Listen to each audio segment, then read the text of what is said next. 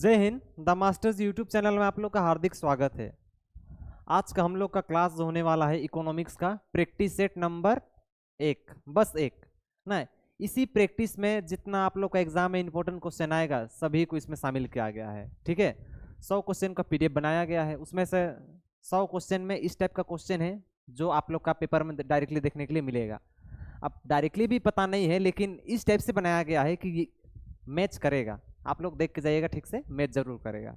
ठीक है, एक ही वीडियो में पूरा क्लास खत्म। ठीक है, एक ही वीडियो में पूरा क्लास खत्म डायरेक्टली। अभी टाइम नहीं है ना उतना पढ़ने का आप लोग के लिए। एक ही वीडियो में पूरा क्लास खत्म। ठीक है, 2-4 वीडियो के देखना कोई जरूरी नहीं है आप लोग के लिए इसमें। चले आज का क्वेश्चन शुरू करते हैं हम लोग। क्वेश्चन नंबर 1 देखिए आप लोग। देखिए क्वेश्चन नंबर 1 में स्वतंत्रता के समय भारतीय अर्थव्यवस्था की प्रमुख विशेषता क्या थी? जब देश स्वतंत्र हो गया था उस टाइम पे भारत का प्रमुख विशेषता क्या था? खेती था। देश के लोगों को ज्यादा कुछ करना उस टाइम पे नहीं आता था ना। बहुत सारे लोग खेती करके अपना जीवन गुजारा करते थे। आज भी देखे, आज के डेट में भी, तो आज के डेट में 50% लोग भारत में क्या खेती ही तो करते हैं ना। सेवा वगैरह है लेकिन ज्यादातर लोग क्या करते हैं? खेती करते हैं। चलिए 2 नंबर देखते हैं। आजादी के बाद से भारतीय अर्थव्यवस्था में किस क्षेत्र का योगदान सबसे तेजी से बढ़ा? तो इसका क्या होगा? सेवा क्षेत्र। क्या होगा जी? सेवा क्षेत्र होगा। ठीक है, सेवा क्षेत्र होगा। अरे 3 नंबर कहाँ भाग गया? 4 नंबर आ गया डायरेक्ट। चलिए कोई बात नहीं। वर्तमान समय में भारतीय अर्थव्यवस्था की कौन सी विशेषता प्रमुख है? ठीक है, वर्तमान समय में भारतीय का कौन सा विशेषता प्रमुख है? तो क्या है ये? आत्मनिर्भरता। आत्मनिर्भर का मतलब अपना सामान खुद तैयार करना, उसी को क्या कहते हैं? आत्मनिर्भरता। तो अपना देश में भारत अपना सामान खुद बनाने की कोशिश करता है। चलिए 5 नंबर क्वेश्चन देखिए। निम्न में से कौन सा भारतीय अर्थव्यवस्था की बदलती विशेषताओं में से सम्मिलित है? सेवा क्षेत्र में तीव्र, ये भी है उपयुक्त सभी। ठीक है, ए बी सी मतलब जो जो चीज है वो सभी भारतीय अर्थव्यवस्था को बदलने के लिए उपयोगी है। बात समझ में आ गया? चलिए 6 नंबर क्वेश्चन। बिजली उत्पादन किस क्षेत्र में आता है? सबसे इंपॉर्टेंट क्वेश्चन है ना। बिजली उत्पादन किस क्षेत्र में आता है? तो क्या होगा ये? दूसरा क्षेत्र में आता है। ठीक है, जो जो चीज को तैयार किया जाता है मतलब कि बनाया जाता है वो चीज कहां पे आता है? दूसरा क्षेत्र। मतलब सबसे प्राथमिक क्षेत्र। 1 नंबर क्या? प्राथमिक। प्राथमिक क्षेत्र में आता है कि जो चीज उत्पादन किया जाता है, मतलब कि डायरेक्टली भूमि से जुड़ा हुआ चीज ना। जैसे क्या खेती बाड़ी वगैरह सब कहाँ पे आ जाएगा? प्राथमिक में आ जाएगा। ठीक है, खेती बाड़ी वगैरह जो चीज को मतलब डायरेक्टली प्रकृति से लेते हैं हम लोग, खेती बाड़ी वगैरह, खेती बाड़ी वगैरह। दूसरा में जैसे भूमि से निकाल लिया, जैसे आप लोग को इसको कैसे बताएं? प्राथमिक में मतलब जो चीज प्रकृति से डायरेक्टली जुड़ा हुआ रहता है। तो प्रकृति से क्या चीज? प्राथमिक। प्राथमिक में खेती बाड़ी। अब चावल हो गया तो चावल डायरेक्टली प्रकृति से जुड़ा हुआ है। लेकिन सबसे पहले क्या? धान। आप लोग एग्जाम्पल हम समझाते देखिए यहाँ पे। जैसे अगर आप लोग यहाँ पे देखेंगे, इसको देखें आप लोग, अच्छा समझा देते हैं हम इसमें। जैसे धान, धान कहाँ पे आ जाएगा? प्रकृति से। लेकिन धान को तो ऐसे ही नहीं खाएंगे ना, धान को तो कुछ करके खाना पड़ेगा। तो इसको दूसरा, दूसरा में क्या होगा? धान को चावल बनाने के लिए मेल में पिसाया जाएगा, उसको क्या बोलते हैं? इसको कुटवाया जाएगा। तो क्या बनेगा होने से? चावल। मतलब जो चीज को मशीनों के द्वारा बनाते हैं। और 3 नंबर में आएगा क्या? सेवा क्षेत्र। क्या आएगा जी? सेवा। तीसरा में क्या? सेवा क्षेत्र। सेवा क्षेत्र इसमें आता है। बात समझ में आएगा? चलिए क्वेश्चन में जैसे जैसे आएगा अभी आप देखते जाएंगे हम इस टाइप का। इसका पीडीएफ है, हालांकि आगे होगा। देखिए परिवहन और संचार किस क्षेत्र में आता है? जो परिवहन और संचार, तो ये कहाँ पे आएगा? तृतीय क्षेत्र। जैसे मैंने आप लोग को बताया सेवा, सेवा करना मतलब परिवहन में किसी को कहीं पे ले के जा रहा है कोई, तो सेवा तो कर रहा है। तो सेवा क्षेत्र तो 3 में आता है, तृतीय क्षेत्र में आ गया ये। ठीक है, सूचना प्रौद्योगिकी आईटी किस क्षेत्र का हिस्सा है? आईटी हो गया। IT वगैरह भी सेवा देता है, तो ये भी कहाँ पे आ जाएगा, ये भी तृतीया में आ जाएगा। इसके बाद में शिक्षा और स्वास्थ्य किस क्षेत्र में आता है? अच्छा, कोई किसी को शिक्षा दे रहा है, जैसे मैं ही आप लोग को शिक्षा दे रहा हूँ अभी, तो आप लोग का सेवा तो कर रहा हूँ मैं ना, तो ये भी क्या में आ जाएगा, तीसरा। बात समझ में आ गया? इस टाइप से होता है। हाँ, मछली पालन किस क्षेत्र में आता है? मत्स्य पालन, मछली पालन हम बोल दिया ना, तो ये किस में आएगा, प्राथमिक। अब डायरेक्ट देखिए, जो मछली रहता है प्रकृति उसको डायरेक्टली तैयार करता है, तो इसलिए प्राथमिक में आ जाएगा। ठीक है। राष्ट्रीय आय में सबसे अधिक योगदान वर्तमान समय में किसका है? तो किसका है? तृतीय क्षेत्र, मतलब कि सेवा क्षेत्र का। सेवा क्षेत्र का वर्तमान में सबसे ज्यादा राष्ट्रीय आय में योगदान है। ठीक है। स्वतंत्रता के समय राष्ट्रीय आय में सबसे अधिक योगदान किस क्षेत्र का था? जब अपना देश स्वतंत्र हुआ तो उस टाइम पे सबसे क्या, प्राथमिक क्षेत्र, कृषि वगैरह सबसे इंपॉर्टेंट था उस टाइम पे। ठीक है। चलिए 13 नंबर क्वेश्चन, पर्यटन उद्योग किस क्षेत्र में शामिल है? अच्छा, अब पर्यटन वगैरह हो गया, अब पार्क जाते हैं आप लोग, अब पार्क में जाते हैं तो पार्क के जो लोग हैं वे सेवा तो देते हैं, तो सेवा देना क्या में आ जाएगा, तीसरा में आ जाएगा। ठीक है, समझ में आ रहा होगा आप लोग को, उम्मीद करता हूँ। अच्छा 14 नंबर देखिए, स्वतंत्रता के समय भारत में अधिकांश जनसंख्या किस व्यवसाय से जुड़ी हुई थी? जब अपना देश स्वतंत्र हो गया तो लोगों को उतना कुछ आता नहीं था, तो क्या जानते थे लोग, एकमात्र कृषि कार्य जानते थे, और बस यही तो है। ठीक है। वर्तमान समय में भारत में सबसे तेजी से बढ़ने वाला क्षेत्र कौन सा है? ठीक है, तो क्या होगा, सेवा क्षेत्र। आप ही लोग देखिए, वर्तमान समय में सबसे ज्यादा सेवा क्षेत्र है, तो सबसे ज्यादा ग्रोथ कर रहा है अभी ना, आप लोग को भी पता है ये सब चीज। अच्छा देखिए 16 नंबर क्वेश्चन, सूचना प्रौद्योगिकी IT और BPO किस क्षेत्र में आता है? ये सभी क्या में आएगा, सेवा क्षेत्र में आएगा। IT वगैरह आएगा, मतलब जितना सेवा से संबंधित जितना सभी से में आ जाएगा IT वगैरह। अगर मैं कह दूंगा बैंकिंग किस क्षेत्र में आएगा, तो बैंकिंग भी तो सेवा क्षेत्र में आएगा, बैंक वाला सेवा तो देते हैं ना। टीचर कहाँ पे आएगा, टीचर भी सेवा क्षेत्र में आएगा ना। लेकिन मैं बोल दूंगा आप लोग को, खेती बाड़ी कहाँ पे आएगा, प्राथमिक में आ जाएगा। लेकिन खेती बाड़ी से मान लिया खेत में आप लोगों ने उगाया गन्ना, ठीक है, गन्ना उगाया, आप उस गन्ना को डायरेक्टली तो चीनी में यूज नहीं करें, उस गन्ना को लेके जाएंगे चीनी बनाने के लिए। जब वो गन्ना को कोई मशीन में लगा देंगे चीनी बनाने के लिए, तो वो मशीन में क्या हो जाएगा, दूसरा पकड़ाएगा वो। ठीक है। अब चीनी बन गया, अब चीनी बना के उसको अब बाजार में बेचने जाएंगे, जैसे बाजार में बेचने जाएंगे वो बन जाएगा क्या, सेवा क्षेत्र बन जाएगा। चलिए ठीक है, कोई दिक्कत नहीं आप लोग को। 1991 के बाद व्यावसायिक पैटर्न में सबसे बड़ा बदलाव किस कारण हुआ? ये किस कारण हुआ, उदारीकरण, निजीकरण, वैश्वीकरण से हुआ। ठीक है। चलिए नेक्स्ट क्वेश्चन देखते हैं, भारत में रोजगार का पारंपरिक ढांचा किस पर आधारित है? तो क्या पर आधारित, कृषि पर आधारित, क्योंकि अपना देश में ज्यादातर लोग क्या करते हैं, खेती बाड़ी ही तो करते हैं। 19 नंबर, बेरोजगारी की सही परिभाषा क्या है? अब बेरोजगारी की सही परिभाषा, बेरोजगार पता होगा, जब व्यक्ति काम ही ना करना चाहिए नहीं होगा बेरोजगार ना, काम करने की इच्छा और योग्यता होते हुए भी काम ना मिलना, यही क्या होता है, यही होता है बेरोजगारी। ठीक है, यही होता है क्या, बेरोजगारी। हाँ यहाँ पे ऑप्शन भी आ गया है, चले ठीक ही ऑप्शन आप लोग को दिया गया है। ठीक है, जब कोई आदमी को काम करने की इच्छा लेकिन उसको काम ही नहीं मिलता तो क्या होता है, तभी वो बेरोजगार हो जाता है। चलिए आगे देखिए, भारत में बेरोजगारी का सबसे बड़ा कारण क्या होता है? तो भारत में क्या होगा, जनसंख्या वृद्धि, अपना देश में इतना पॉपुलेशन है कि बेरोजगारी का सबसे बड़ा कारण यही हो जाता है। ठीक है। अच्छा, कृषि क्षेत्र में भारत में कौन सी बेरोजगारी सबसे अधिक होती है? तो क्या, छिपी बेरोजगारी। क्या होता है जी, छिपी बेरोजगारी, सबसे ज्यादा ये होता है। छिपी बेरोजगारी का मतलब होता है ऐसा बेरोजगारी जो छिपा हुआ रहता है लेकिन नहीं दिखता है। आप ही लोग देखिए, जैसे कोई खेत होता है, 1 कट्ठा खेत है मान लीजिए ना, खेत है ये, इस खेत में काम करने के लिए 4 लोग काफी है, 4 लोग काफी है, लेकिन इसमें काम करे 6 जन, तो यहाँ पे 2 लोग जो है, 2 लोग जो है ये लोग काम करने नहीं भी आएंगे तो खेत ऐसा ही चलेगा, तो ये 2 लोग छिप गए यहाँ पे, तो इसी टाइप को क्या होता है, इसी को छिपी बेरोजगारी कहते हैं।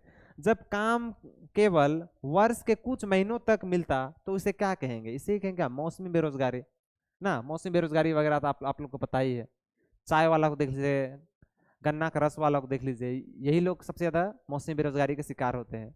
अब जैसे गर्मी के दिनों में जो गन्ने वाले जो भैया लोग होते हैं उन लोगों का सबसे अच्छा ठीक ठाक चलता है, लेकिन जैसे ठंडा महीना आता है उन लोग का धंधा पानी सब ठप हो जाता है। क्यों, क्योंकि यही मौसमी बेरोजगारी के अंतर्गत में आता है यही।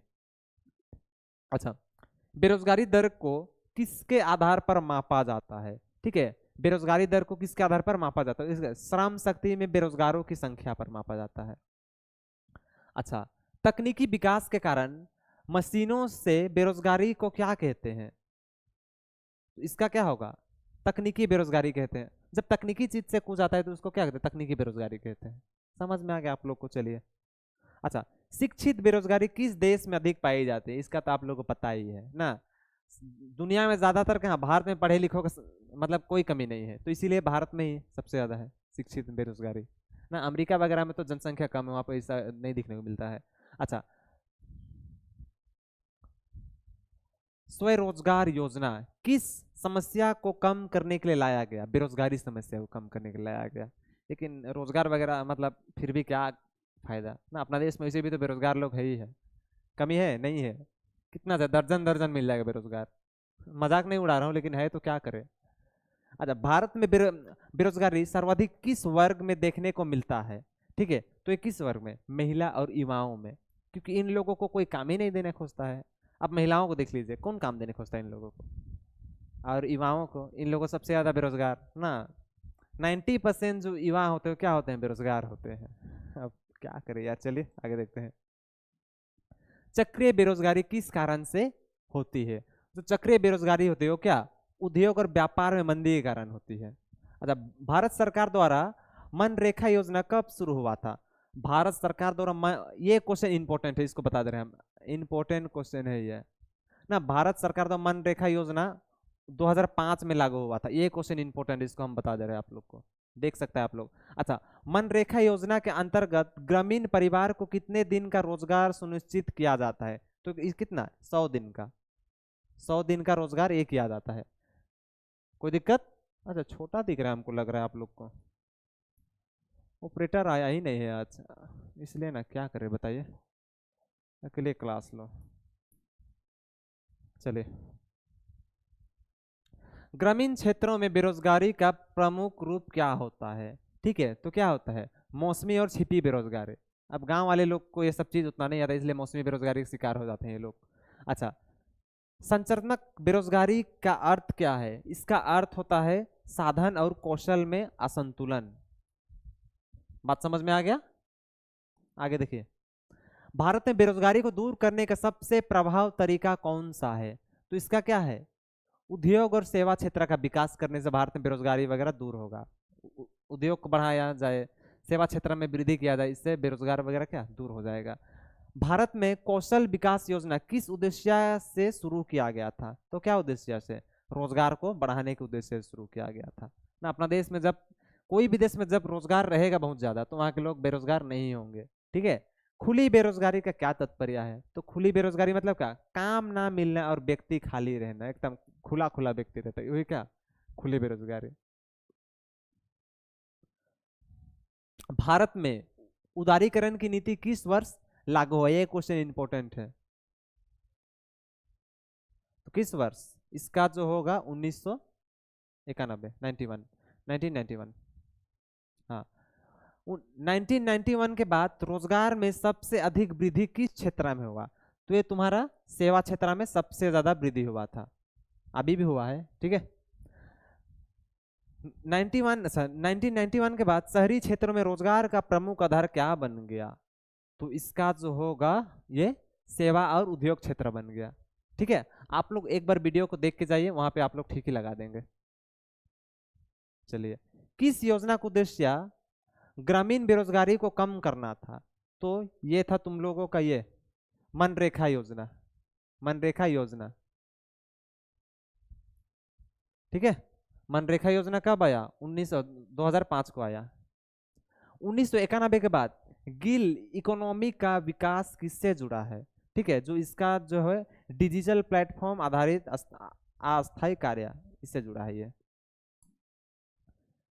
भारत में कौशल भारत अभियान किस उद्देश्य से शुरू किया गया था? तो इसका क्या होगा? ऑप्शन नंबर है रोजगार सृजन और कौशल विकास को बढ़ाने के लिए। 1991 के बाद सबसे तेजी से रोजगार देने वाला क्षेत्र कौन सा बन गया? तो ये क्या बन गया? ये सेवा क्षेत्र। सेवा क्षेत्र लोगों को इतना रोजगार देता है कि लोग ज्यादातर बेरोजगार नहीं होते हैं, हालांकि है लेकिन कितना लोगों को बेरोजगार दे?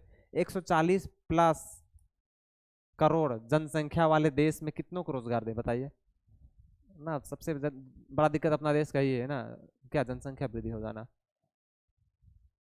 देखिए नेक्स्ट, हाँ इसको बता दिए ना, क्वेश्चन है गायब है इसका, अरे यार। क्वेश्चन नंबर 42 ना, देखिए 44 नंबर देखिए, आईटी सेक्टर में रोजगार की वृद्धि किस कारण से हुई? तो आईटी क्षेत्र में रोजगार वृद्धि वैश्वीकरण और तकनीकी प्रगति के कारण सबसे ज्यादा हुआ। वैश्वीकरण का मतलब पूरा दुनिया के द्वारा, पूरा दुनिया को एक गांव की तरह समझा जाता है वैश्वीकरण के तहत। अच्छा, भारत में सबसे बड़ा रोजगार देने वाला क्षेत्र क्या है? सेवा क्षेत्र, तो बता दिया हमने। भारतीय कृषि की सबसे प्रमुख विशेषता क्या होती है? जो भारत के जो किसान लोग का सबसे प्रमुख विशेषता होता है, ये क्या? ये सबसे ज्यादा वर्षा पर निर्भर होता है। ठीक है, पानी के ऊपर देखते हैं, मतलब मानसून। अगर वर्षा पर निर्भरता नहीं रहेगा तो भी इसका जगह में क्या रह सकता है? मानसून। मानसून पर निर्भर, मानसून पर निर्भरता। ठीक है, भारतीय कृषि का कितना बड़ा हिस्सा मानसून पर निर्भर होता है? अधिकांश, अधिकांश भाग। ठीक है, अपना देश में इस टाइप का कुछ चीज है ही नहीं है, तो इसलिए ज्यादातर लोग मानसून के ऊपर में डिपेंडेंट रहते हैं।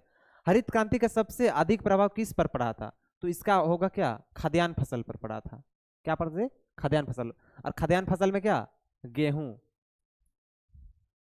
गेहूं पर पड़ा था। ठीक है, भारत की कितनी बड़ी आबादी कृषि पर निर्भर रहती है? तो अधिकांश आबादी। ठीक है, कृषि पर निर्भर रहते हैं। कृषि से भारत में निर्यात का कितना प्रतिशत जुड़ा हुआ है लगभग? तो ये 10 से 15% जुड़ा हुआ है। भारतीय कृषि का सबसे महत्वपूर्ण योगदान क्या है? ये होगा राष्ट्रीय आय और रोजगार देना, क्योंकि ज्यादातर देश में लोग यही करते हैं। ठीक है, अच्छा स्पीड से जाने का रीजन ये है कि वीडियो लंबा हो जाएगा, आप लोग देखते नहीं है ना। कोशिश कीजिए वीडियो पूरा देखने के लिए, और अगर क्लास आप लोग को समझ में आ रहा है तो चैनल को सब्सक्राइब कर दीजिए, लाइक कर दीजिए और शेयर कर दीजिएगा, ताकि हम लोगों को ये मोटिवेशन मिले कि आप लोग को समझ में आ रहा है। ठीक है, चलिए आगे देखते हैं। 51 नंबर तक हो गया, 52 देखते हैं। भारतीय कृषि की सबसे बड़ी समस्या क्या होती है? तो भारतीय कृषि की सबसे बड़ी समस्या होती है ये वर्षा पर निर्भरता। वर्षा पर निर्भर रहेगा, अगर वर्षा नहीं होगा ठीक से तो खेती नहीं होगा ठीक ठाक, यही होगा। भारत में सिंचाई की सुविधा सबसे कम किस क्षेत्र में होती है? तो ये राजस्थान, क्योंकि यहाँ पे पानी वगैरह ज्यादातर आता नहीं है, तो राजस्थान क्षेत्र में ही होता है। मिट्टी की उर्वरा में कमी किसके कारण होती है? ये अच्छा क्वेश्चन है।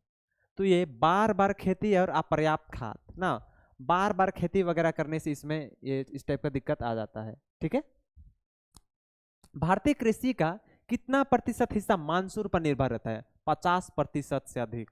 सोचिए 50% से अधिक लोग भारत में जो किसान है मानसून के ऊपर में डिपेंडेंट रहते हैं। अगर पानी आएगा तो खेती करेंगे, इस टाइप का। अभी का युग में इस टाइप का क्या ठीक होगा बताइए? अच्छा, आप लोग को नहीं दिख रहा होगा ना, थोड़ा आप लोग जूम कर लीजिएगा फोन में। हाँ, अब कितना में जूम करें बताओ? ऐसा करते जाए, ऐसा करें, ऐसा कितना में करते जाए ऐसा? इससे अच्छा आप लोग थोड़ा देख लीजिए। चलिए, हाँ। हम्म, भारतीय कृषि की समस्या का एक कारण क्या है? विज्ञान और तकनीकी का अभाव, हालांकि सही बात है। अधिक निर्यात, यही होगा ऑप्शन नंबर ए, विज्ञान और तकनीकी का अभाव, क्योंकि तकनीकी वगैरह अपना देश में है नहीं ज्यादातर। ठीक है, हाँ। छिपी बेरोजगारी मुख्यतः कहाँ पाई जाती है? तो कहाँ? कृषि क्षेत्र में मिलता है सबसे ज्यादा, कृषि क्षेत्र में छिपी बेरोजगारी। भारत में पहली पंचवर्षीय योजना कब शुरू हुई थी? 1991 में। ठीक है, भारत में पहली पंचवर्षीय योजना 1991, 91 बोलता है जी, 51, एक ही सुनाई देता, 51, 1951 ना। हिंदी बोलना भी कभी कभी बड़ा टफ लग जाता है, क्या करे, हो जाता है कभी कभी। 1951, कोई दिक्कत किसी को? चलिए आगे देखते हैं। पहली पंचवर्षीय योजना का मुख्य उद्देश्य क्या था?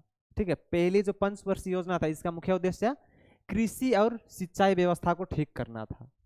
ठीक है, दूसरी पंचवर्षीय योजना 56 से 61, मतलब कि 5-5 साल बाद में आया। जैसे कि सबसे पहले कब आया? 51 में आया, ना, 51 आ गया। अब 51 जाएगा 56, मतलब 5 साल का इसमें गैप है, तो 5-5 साल में आया ना। टोटल पंचवर्षीय योजना आया यहाँ तक, 12वीं पंचवर्षीय योजना, पहली पंचवर्षीय योजना, दूसरी पंचवर्षीय, तीसरी, तो 12वीं तक गया था। और जब 12वीं पंचवर्षीय योजना को समाप्त कर दिया गया तो उसके स्थान पर नीति आयोग का गठन किया गया। आगे देखते हैं क्वेश्चन में, आगे आगे हम बता दे रहे हैं। देखिए, दूसरी पंचवर्षीय योजना 56 से 61 किस मॉडल पर आधारित था? तो ये क्या मॉडल पर आधारित था? तो इसका क्या होगा, नेहरू महालवी मंडल पर आधारित था, मॉडल पर आधारित था। तीसरी पंचवर्षीय योजना 61 से 66 का मुख्य उद्देश्य क्या था? तो इसका था क्या, आत्मनिर्भरता और रोजगार बनना ना। हालांकि तीसरी पंचवर्षीय योजना हम लोग का असफल हो गया। असफल होने का रीजन ये है कि वार वगैरह हो गया था ना, 1962 में चीन से युद्ध हो गया, जिसके कारण हमारा जो तीसरी पंचवर्षीय योजना तो क्या विफल हो गया। 65 में पाकिस्तान से वार हुआ और 62 में चाइना से वार हो गया, जिसके कारण हमारा तीसरी पंचवर्षीय योजना असफल रह गया। क्वेश्चन ने पूछता है निम्नलिखित में से कौन सा पंचवर्षीय योजना असफल रह गया था? तो क्या होगा, तीसरी पंचवर्षीय योजना। ठीक है, और 1 और 2 ठीक ठाक हुआ था। पंचवर्षीय योजना कब आया, 51 में, और 51 से उधर 2017 के कितना तक गया है, आप लोग देख लीजिएगा। देखिए आगे, चौथी पंचवर्षीय योजना 69 से 74 का मुख्य उद्देश्य क्या था? तो इसका मुख्य उद्देश्य था क्या, गरीबी उन्मूलन और आत्मनिर्भरता। ठीक है, पंचम पंचवर्षीय योजना का मुख्य उद्देश्य क्या था? तो इसका क्या था, गरीबी हटाओ, गरीबी हटाओ, यही था। अच्छा, मानव विकास, शिक्षा, स्वास्थ्य और रोजगार, नहीं यार ये तो वो क्वेश्चन का हो गया, चले इसको हम बता दें, ये कोई नहीं है। यहाँ देखिए 65 नंबर, किस पंचवर्षीय योजना में हरित क्रांति की शुरुआत हुई थी?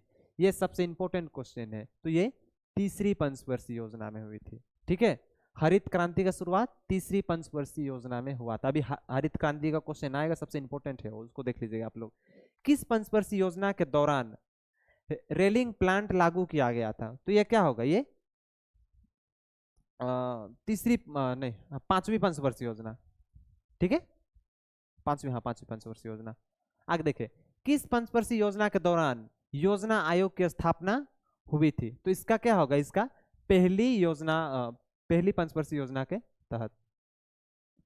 किस पंचवर्षीय योजना के बाद भारत में पंचवर्षीय योजनाओं को समाप्त कर दिया गया? तो 12वीं पंचवर्षीय योजना के बाद समाप्त कर दिया गया इसे। ठीक है, पंचवर्षीय योजना के स्थान पर अब भारत में किस संस्था का नीतियां लागू किया गया? तो इसका क्या है, नीति आयोग का किया गया।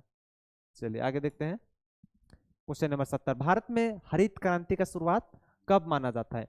जो भारत में हरित क्रांति, उत्तर यहीं पे दिया गया है। भारत में हरित क्रांति का जो शुरुआत माना जाता है वो 66 से 67 के काल को माना जाता है। भारत में हरित क्रांति का जनक किसे माना जाता है? एस के स्वामीनाथन। किसे? एस के स्वामीनाथन। और पूरा दुनिया में हरित क्रांति का जनक माना जाता है नॉर्मन बोरलो। किसे जी? वर्ल्ड में, पूरा किसको? वर्ल्ड, अगर वर्ल्ड की बात करें, पूरा विश्व में, पूरा विश्व में, पूरा विश्व में नॉर्मन बोरलो, नॉर्मन बोरलो। ठीक है, पूरा दुनिया में नॉर्मन बोरलो और भारत में एस के स्वामीनाथन। हाँ, हरित क्रांति किस फसल से प्रारंभ हुई थी? गेहूं से। ठीक है, हरित क्रांति की शुरुआत भारत में किस राज्य से हुआ था? तो इसका होगा क्या, पंजाब। आगे देखिए, हरित क्रांति के लिए भारत ने किस देश से हाइब्रिड बीज मंगवाए थे? तो इसका कहां से मंगाया था? अमेरिका और मैक्सिको से मंगवाया था। हरित क्रांति का मुख्य उद्देश्य क्या था? जो हरित क्रांति का मुख्य उद्देश्य था, ये खाद्यान्न फसल में वृद्धि करना, क्योंकि देश में भुखमरी जैसा स्थिति पैदा हो रहा था। तो हमारे देश के साइंटिस्टों ने सोचा कि इस प्रकार का कुछ किया जाए जिससे पैदावार क्या हो, ज्यादा हो। तो उसी के लिए हरित क्रांति का स्थापना किया गया था। हरित क्रांति का सबसे कम प्रभाव किस क्षेत्र पर पड़ा था? तो इसका होगा सबसे कम कहाँ पे? पूर्वी भारत पर पड़ा था। देखिए, हरित क्रांति के लिए कौन सी योजना महत्वपूर्ण हो गई थी? तो ये तीसरी पंचवर्षीय योजना महत्वपूर्ण हो गई थी, क्योंकि जब तीसरी पंचवर्षीय योजना असफल हो गया, उसके बाद में ही क्या चीज को लाया गया? हरित क्रांति को लाया गया। आगे देखिए, भारत में हरित क्रांति के बाद किस समस्या ने जन्म ले लिया? तो जल स्तर में गिरावट, मिट्टी की उर्वरा शक्ति में कम होना। ठीक है, जल स्तर वगैरह गिर जा रहा था उस टाइम पे भारत में। आगे देखिए। हाँ, औपनिवेशिक अर्थव्यवस्था से क्या समझते हैं? औपनिवेशिक अर्थव्यवस्था से औपनिवेशिक शोषण आधारित अर्थव्यवस्था। 80 नंबर क्वेश्चन देखिए, भारत की औपनिवेशिक अर्थव्यवस्था का सबसे बड़ा आधार क्या था? तो क्या था ये? कृषि पर निर्भरता, क्योंकि अपने देश के लोग इतने ज्यादा कृषि पर निर्भर रहते हैं कि दूसरा कुछ काम ही करना नहीं चाहते हैं, तो यही है। ठीक है। भारत में किस उद्योग को औपनिवेशिक काल में सबसे अधिक क्षति पहुंची थी? तो इसका क्या होगा? इसका होगा कपड़ा उद्योग को। क्या उद्योग को जी? कपड़ा उद्योग को। औपनिवेशिक अर्थव्यवस्था में ट्रेन ऑफ वेल, धन निकास का सिद्धांत किसने दिया था? तो ये सिद्धांत जो दिया था ये किसने दिया था? दादा भाई नौरोजी ने दिया था। एक क्वेश्चन इंपॉर्टेंट है, जिसको इंपॉर्टेंट लिख दिया उसको अच्छा से देख के जाइएगा। भारत में रेलवे मार्ग का विकास औपनिवेशिक काल में क्यों किया गया था? भारतीयों के विकास के लिए? बिल्कुल नहीं, अपना पैसा लूटने के लिए। कौन? अंग्रेज। कच्चे माल की ढुलाई और तैयार माल के निर्यात के लिए किया गया था। ठीक है, अंग्रेज किए थे इसको। औपनिवेशिक काल में किसे भारत का आर्थिक सर्वोच्च कहा गया है? तो इसका किसे होगा? दादा भाई नौरोजी को कहा गया है। ठीक है। 85 नंबर देखिए, उपनिवेशिक के कारण भारत में सबसे अधिक शोषण किस क्षेत्र में हुआ था? तो भारत में सबसे ज्यादा शोषण आर्थिक क्षेत्र में हुआ था। जब अंग्रेज अपना देश में आए थे उस टाइम पे आर्थिक क्षेत्र में बहुत ज्यादा क्या किए थे? शोषण किए थे। ठीक है। 86 नंबर क्वेश्चन, ब्रिटिश शासन के दौरान किस उद्योग को सबसे अधिक क्षति पहुंची थी? तो किस उद्योग को सबसे ज्यादा क्षति पहुंची थी? हस्तशिल्प और कपड़ा उद्योग को, क्योंकि उन लोगों ने तो अपना ये कर लिया, क्या बोलते हैं जी उसको, अपना देश में किया था, क्रांति आ गया उन लोग का देश में, औद्योगिक क्रांति अपना देश में हो गया। अपना देश से तैयार माल को लाके भारत में बेचते थे और अपने देश के जो कारीगर होते थे वे, उन लोगों का बहुत ज़्यादा नुकसान हो गया, क्योंकि उस तरफ से बना बनाया माल मिल जाता था लोगों को। तो अपने देश में जो लोग रहते थे कारीगर, वो लोग हाथ से बहुत मेहनत से इस टाइप से करके कपड़ा बनाते थे, उन लोग का कपड़ा कोई खरीदते नहीं थे, इसलिए उन लोगों का बहुत ज़्यादा क्या होता, नुकसान हुआ था। आगे देखिए, ब्रिटिश शासन के दौरान भारत में रेलवे मार्ग का निर्माण किस उद्देश्य से किया गया था? इसको तो बता दे, कच्चे माल का, इसको, ये ऑप्शन नंबर बी। औपनिवेशिक शासन का सबसे बड़ा आर्थिक परिमाण क्या निकला? तो इसका जो परिमाण निकला, भारत का अविकास और गरीबी। ठीक है, भारत के लोग क्या हो गए? गरीब हो गए। आगे देखिए, भारत में आधुनिक शिक्षा का श्रेय किसे जाना जाता है? Lord Macaulay. ठीक है, मैकाले को, लॉर्ड मत बोलो, बस किसे? मैकाले को। औपनिवेशिक काल में भारतीय समाज में कौन सा सुधार हुआ था? तो इसका औपनिवेशिक काल में भारतीय समाज में कौन सा सुधार हुआ था? इससे सती प्रथा का उन्मूलन। ठीक है, जब अंग्रेज यहाँ पे आए तो उन लोगों को सती प्रथा वगैरह बहुत खराब लगा, क्योंकि सती प्रथा में ये होता था कि जो पुरुष मर जाता था उसकी पत्नी को भी आग में कूदना पड़ता था, उसको बोलते थे जोहर करना बोलते थे। तो अंग्रेज जब यहाँ पे आए उन लोगों ने देखा कि ये तो इंसानियत के नाते से गलत है, तो उन लोगों ने इस चीज में थोड़ा सुधार किया। क्या चीज में? सती प्रथा में। इसका जो रोका था उस अंग्रेज का नाम डिरोजियो शायद था। हाँ यही था। कौन? डिरोजियो। औपनिवेशिक शासन का भारत की भाषा और साहित्य पर क्या प्रभाव पड़ा? अंग्रेजी भाषा का प्रचार और आधुनिक शिक्षा का उदय। हाँ यही होगा, ऑप्शन नंबर ए। अंग्रेजी भाषा का क्या हुआ? प्रचार वगैरह हुआ। ठीक है, आगे देखिए, क्वेश्चन नंबर 92, भुगतान संतुलन का कौन सा खाता होता है? तो भुगतान संतुलन का कौन सा खाता? चालू खाता और पूंजी खाता होता है। ठीक है, चालू खाता में क्या सम्मिलित होता है? जो चालू खाता होता है उसमें निवेश प्रवाह सम्मिलित होता है। आगे देखिए, पूंजी खाते में क्या सम्मिलित होता है? जो पूंजी खाता होता है उसमें विदेशी ऋण, प्रत्यक्ष विदेशी निवेश, ये सब शामिल होता है इसमें।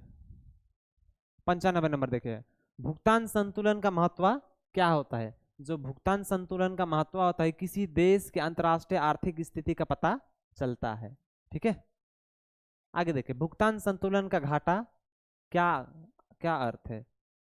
तो इसका अर्थ होता है ये, जब आयात निर्यात से अधिक हो ना, जब आयात निर्यात से अधिक हो तब इसका ये घाटा लगता है इसमें। भुगतान संतुलन का घाटा कम करने के लिए कौन सी नीति अपनाई गई? ठीक है, जो भुगतान संतुलन था इसका ये करने के लिए आयात घटाना और निर्यात को बढ़ाना। भुगतान संतुलन को सुधारने के लिए आरबीआई क्या कहता है? तो आरबीआई कहता है विदेशी मुद्रा भंडार का उपयोग करो। आगे देखिए क्वेश्चन नंबर 99, राष्ट्रीय आय किस प्रकार का है? तो जो राष्ट्रीय आय है वो फ्लो है। क्या है जी? फ्लो। आगे देखिए पूंजी किस प्रकार का है? जो पूंजी है, जो पूंजी रहेगा वो स्टॉक रहता है। ठीक है। निवेश किस रूप में जाना जाता है? जो निवेश है, जो निवेश रहता है वो फ्लो में जाना जाता है। मुद्रा आपूर्ति है ना, जो मुद्रा आपूर्ति होगा क्या होगा? स्टॉक। ब्याज को किस प्रकार से माना जाता है? जो ब्याज रहता है, ब्याज को फ्लो के जरिए से माना जाता है। ठीक है। राष्ट्रीय उत्पादन किस प्रकार का व्यय है? जो राष्ट्रीय उत्पादन होता है वो क्या होता है? फ्लो होता है। स्टॉक और फ्लो में मुख्य अंतर क्या होता है? स्टॉक और फ्लो में जो मुख्य अंतर होता है उपयुक्त सभी, सभी होगा यहाँ का। ठीक है, सभी ऑप्शन उपयुक्त सभी। ऋण को किस रूप में मापा जाता है? जो ऋण को होता है इसको स्टॉक के इसमें मापा जाता है। चलिए बस ये लास्ट है। बचत क्या है? सेविंग। जो सेविंग होता है वो क्या होता है? स्टॉक। क्या होता है जी? स्टॉक। बेरोजगारी दर किस श्रेणी में आती है? जो बेरोजगारी दर आता है वो स्टॉक के श्रेणी में आता है। ठीक है। अच्छा, ये जो था, ये क्लास जो था पार्ट 5, 6, 5, 6 तक है। उसके बाद में 3 और 3, 4, 3, 4, 5, 6 पार्ट से है। इसके बाद में पार्ट 1 और 2 का मेरा जो पुराना वाला जो वीडियो है प्रैक्टिस सेट है उसमें मैंने अच्छा से एनालाइज कर दिया है ना। जो ये स्टॉक प्रवाह जो ये वाला है उसमें अच्छा से दिया गया, उसमें आप लोग उसमें अच्छा से देख लीजिएगा क्योंकि इसमें वीडियो बहुत लंबा हो जाएगा। आप लोग उसमें देख लीजिएगा, 2 है और इसमें 1 देख लीजिए, तो तब आप लोग का हो जाएगा। मिलते हैं नेक्स्ट क्लास में, तब तक इतना ही। जय हिंद।